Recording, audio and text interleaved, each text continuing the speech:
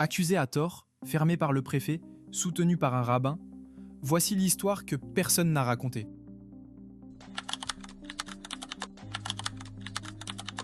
Marseille est la deuxième ville de France en nombre d'habitants, et de loin la plus cosmopolite. Située au sud du pays, elle s'ouvre largement sur la Méditerranée. Ses quartiers nord sont les plus populaires et aussi les plus pauvres. Le centre islamique des Bleuets se trouve dans un petit centre commercial. Fondé en 2007, il s'agit d'une association à but non lucratif centrée sur l'aide aux plus démunis et regroupant plusieurs pôles. Une mosquée, dirigée par l'imam Ismail, atelier de lecture, des activités humanitaires avec distribution de repas gratuits et maraudes, et un service d'accompagnement pour les personnes à mobilité réduite. Des bénévoles vont les chercher à domicile pour les amener à la mosquée ou faire leurs courses. L'imam Ismail en est le responsable religieux depuis 2010. Conscient de la portée de sa parole, il s'exprime régulièrement sur les réseaux sociaux à propos de sujets d'actualité. Mais l'expression de sa sensibilité envers la situation des Palestiniens de Gaza lui vaut une plainte du procureur de la République de Marseille et de la LICRA, la Ligue internationale contre le racisme et l'antisémitisme, pour une double apologie publique d'actes de terrorisme. Il lui est reproché d'avoir relayé, sur ses comptes sociaux, une vidéo qualifiant l'attaque du Hamas du 7 octobre 2024 d'acte de résistance et d'avoir commenté une autre vidéo montrant des soldats de Tsahal maltraitant un civil palestinien en écrivant que leurs actes étaient pires que ceux de Daesh. À l'audience, son ami de longue date, le rabbin Haïm Ben Dao, des quartiers nord de Marseille, vient témoigner en sa faveur. Le 30 mai 2025, le tribunal correctionnel de Marseille le relaxe partiellement, décision dont il fait appel.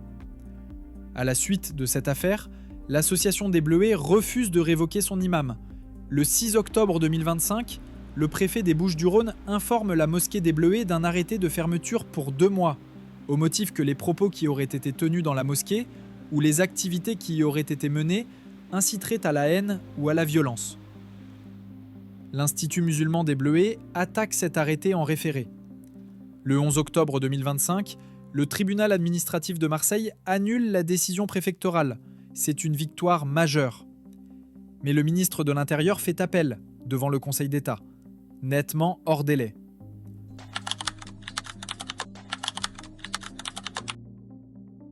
La décision du tribunal administratif de Marseille était une excellente nouvelle parce que du coup le droit fait que les musulmans sont protégés. Néanmoins, il y a un système qui est en place qui veut justement entraver le droit qu'ont les musulmans, en tout cas en France, malheureusement. On était fatigués, choqués, parce que ça nous est déjà arrivé l'année dernière. Mais comme je disais, l'année dernière on a réussi. Donc en fait on reprend les mêmes choses et j'ai confiance en Allah et on a le meilleur des garants avec nous.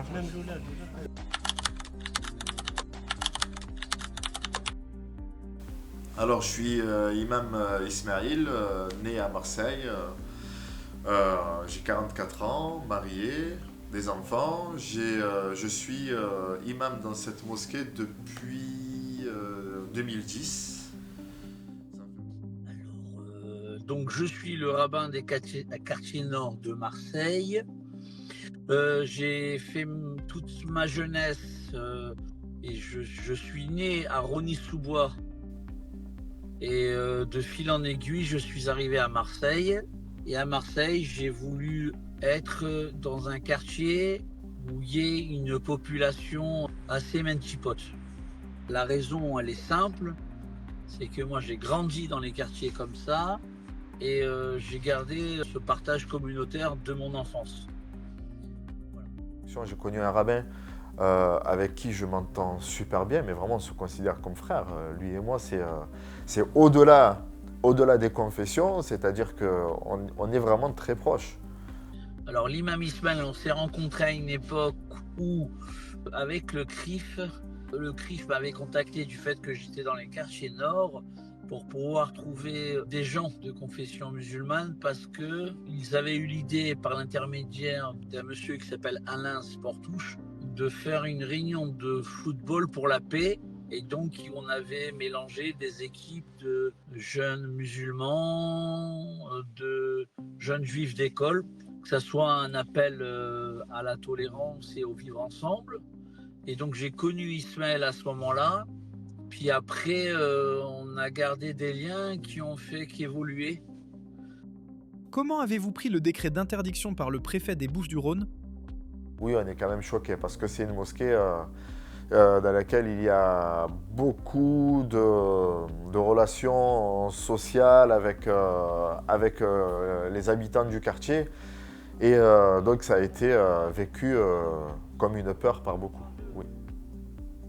Et étant donné que nous n'en avions rien à nous reprocher, on a donc décidé d'aller au tribunal administratif et de faire valoir nos droits. Et nous sommes tombés sur un juge qui a été très juste, très neutre, très objectif, et qui a repris l'arrêté préfectoral et qui a demandé au préfet et à la préfète de police qui étaient présents, ainsi que tout le cabinet, d'expliquer comment, à partir de mes propos, ils déduisent que j'appelle à la haine. Comment, à partir d'une vidéo, ils déduisent que c'est de l'appel à la haine des femmes. Le juge termine en disant, bon, après 4 heures de délibéré, vous n'avez pas été capable de montrer de prouver ce dont vous avez accusé l'imam. Est-ce que vous avez quelque chose? La préfète de police dit, ben non, on n'a rien. Alors le juge a arrêté l'audience ici, et le lendemain, donc, on a reçu cette bonne nouvelle de victoire. Mais ils avaient 15 jours pour faire appel, ils n'ont pas fait appel, ils ont fait appel au-delà des 15 jours.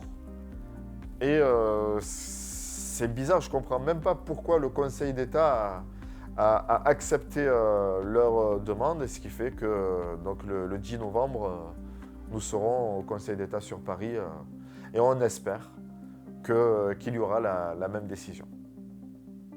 Alors pour aller droit au but, le préfet des Bouches-du-Rhône, Georges-François Leclerc, a décidé au mois de septembre 2025 de prononcer la fermeture administrative de la mosquée des Bleuets, essentiellement sur 2 volets. Le premier, c'est sur l'imam, Ismaël, où on est parti aller chercher des publications qui remontaient pour les plus anciennes à 2015, voire 2017-2021, pour essayer de lui faire coller une imputation, plutôt une incitation à la haine. Et le second volet, c'est d'expliquer que la mosquée des Bleuets, parce que dans ses publications sur les réseaux sociaux, elle parle d'ouvrages assez classiques tels que les 40 hadiths Nawawi ou la citadelle du musulman, en réalité s'inscrirait dans une idéologie radicale et dangereuse. Donc ce sont ces 2 éléments-là qui ont nourri l'arrêté de fermeture qu'on a contesté devant le tribunal administratif. Alors on a déposé un référé liberté, qui est une procédure d'urgence, qui prévoit notamment l'organisation d'une audience dans un délai de 48 heures. Donc c'est ce qu'on a fait, on a donc contesté l'arrêté de fermeture dans ce délai-là, ce qui a permis le maintien de l'activité de la mosquée, puisque si vous déposez un référé liberté dans ce délai-là, la mosquée reste ouverte jusqu'à que le juge statue. Et à l'occasion de l'audience, on est allé publication par publication, grief contre grief, se battre face à l'arrêté du préfet, et le juge administratif nous a donné gain de cause.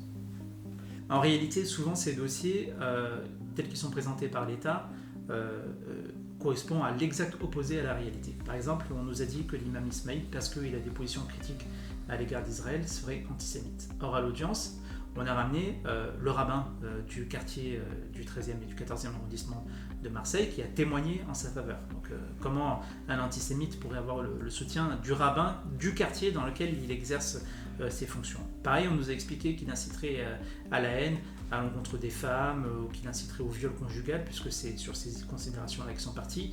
On a ramené plus d'une 40aine d'attestations de fidèles, et notamment de musulmanes, qui démontrent l'absence de réalité de cette accusation, et c'est ce qu'a retenu notamment le juge administratif dans son ordonnance. On nous a dit qu'il soutient des associations telles que Baraka City ou le CCIF. On a apporté la preuve que ces associations-là n'ont jamais été inquiétées dans le cadre de procédure pénale. Et si vous voulez, comme souvent dans ces dossiers-là, vous avez une administration qui va venir mettre comme ça du soupçon mais qui, face à la réalité, face à une analyse objective d'un magistrat, doit que constater l'absence d'éléments objectifs. Et je me rends compte d'année en année, et je voulais le signer, et grâce à Dieu que j'ai pas de réseaux sociaux, je vois pas beaucoup de radicaux, beaucoup de fanatiques parmi tous les gens que je fréquente. Je vois plutôt des gens ouverts d'esprit, dans la tolérance, dans un islam de tolérance, et dans une volonté de connaître l'autre. Voilà. Malgré tout, même si on ferme notre cerveau aux médias, nos oreilles, et qu'on reste dans une analyse de terrain, il faut dire que spontanément, quelqu'un du peuple juif, enfin moi, j'ai pas eu de manière, en me réveillant le matin, le sursaut de me dire « Ah, je vais aller un jour à la mosquée voir comment ça se passe ». Donc il y a eu la démarche de connaître Ismaël, et un jour j'ai dit « Je vais aller à la mosquée un vendredi ». Donc j'y vais vraiment avec mes habits traditionnels du rabbin que je porte en permanence dans le quartier. Mon tzitzit katan, c'est les habits à quatre coins avec les fils en mémoire des commandements, ma kippa toujours sur la tête. Et malgré tout, j'étais persuadé qu'en rentrant à la mosquée, j'allais me retrouver quand même avec des regards, une réaction, des critiques, des qu'est-ce qu'il fait là. Ben, j'étais étonné. C'est même vexant. Parce que personne m'a calculé. Je me suis assis au fond, j'ai pris un livre, puis au moment de la prière, moi je ne prie pas. J'ai quelqu'un qui s'est retourné vers moi qui m'a dit « Vous voulez un tapis ?» Je lui ai dit non. Il n'a pas cherché à me convaincre qu'il fallait en prendre un. Il m'a laissé dans mon coin. D'ailleurs, c'est mon coin à la mosquée, c'est mon coin habituel. Et donc je me suis dit « Tu vois, finalement, voilà. » Encore un préjugé qui est tombé. Alors l'impact personnel, tous ces mots qu'ont sur moi, déjà ce sont des mots fourre-tout, ce sont des mots sur lesquels qu'on ne peut pas définir. On sait très bien que ce sont des mots qui sont là juste pour faire peur. Et derrière, il y a mon épouse, il y a les enfants qui vivent ça médiatiquement, qui voient leur père passer à la télé en boucle, ensuite qui voient et qui retournent à l'école et à l'école, donc qui doivent vivre avec ça. Les profs qui questionnent les élèves, c'est ton père qu'on a vu à la télé. Donc les enfants aussi vivent avec ça et c'est dur pour eux.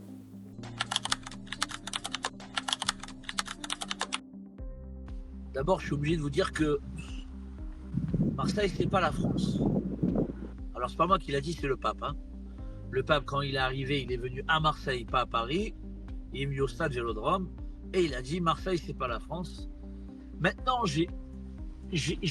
avec beaucoup d'orgueil et beaucoup de malhonnêteté, j'aimerais dire que le travail qu'on fait à Marseille est spécial. Mais je peux pas mentir. Je peux pas. Parce que moi, j'ai des amis qui vivent à Aubervilliers ou dans le 19e arrondissement où toutes les communautés se mélangent et ça se passe très bien. Voilà. Après, est-ce que ça se passe bien parce qu'on ne se parle pas et donc il n'y a pas d'histoire? Mais peut-être qu'il n'y a pas comme à Marseille une volonté de rapprochement, d'être ensemble, ou peut-être parce qu'ils n'ont pas envie de médiatiser leurs relations. Mais je pense que franchement, il y a beaucoup de quartiers, beaucoup de villes en dehors de Marseille où l'amitié judéo-islamo-chrétienne, elle se passe très bien. Voilà. Aujourd'hui, ce qu'il faut entretenir, c'est la discussion, c'est l'échange. Le but de ces institutions aujourd'hui est de faire une fracture dans la société entre les musulmans, enfin en tout cas entre les peuples, hein, entre les différentes communautés plutôt. Et nous, on crée des ponts pour reconstruire et pour recréer un échange. Il faut bien comprendre que lorsque vous avez un représentant de l'État, tel que le préfet ou un ministre de l'Intérieur, qui prend une décision, en réalité, il met une cible sur ces associations-là. Et directement après l'arrêté de fermeture, c'est un véritable décharnement de haine qui s'est abattu sur l'association, sur l'imam, avec des menaces de mort très explicites. Et ça, c'est regrettable. C'est regrettable parce que par la communication publique, par le choix politique qui est choisi qui est fait par les représentants de l'État, en réalité, on donne des cibles à des militants d'extrême droite. Et l'islamophobie, aujourd'hui en France, elle tue. Je suis le conseil de la famille d'Hichem Miraoui, ce jeune Tunisien qui s'est fait tuer dans le sud de la France par son voisin, pour lequel le parquet national antiterroriste est saisi, pour lequel il y a une instruction en cours.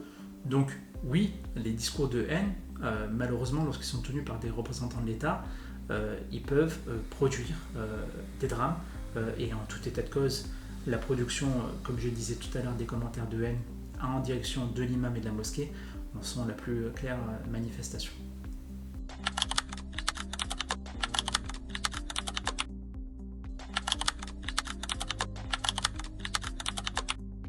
Le 20 novembre 2025, le Conseil d'État a tranché.